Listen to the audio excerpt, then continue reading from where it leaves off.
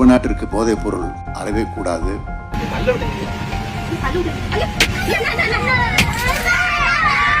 போதைப் பொருள் இல்லாத தமிழ்நாட்டை உருவாக்குவோம். தனியார் பள்ளி பேருந்தை வெடிமறித்த போதையில் இருந்ததாக கூறப்படும் 3 பேர் பேருந்தின் கண்ணாடியை கல்வீசி தாக்கிய நிலையில் பேருந்துக்குள் இருந்த மாணவர்கள் அலறிய வீடியோ வெளியாகியுள்ளது. பெண் ஆசிரியர்களை ஆபாசமாக பேசிய அந்த கும்பல் முன்பக்க வைப்பரையும் வளைத்து சேதப்படுத்தியது. போதைப் பொருள் இல்லாத தமிழ்நாட்டை உருவாக்குவோம்.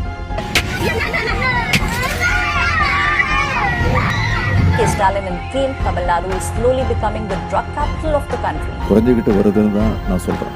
They're even accusing DMK government of allowing free flow of drugs across the length and breadth of the state of Tamil Nadu.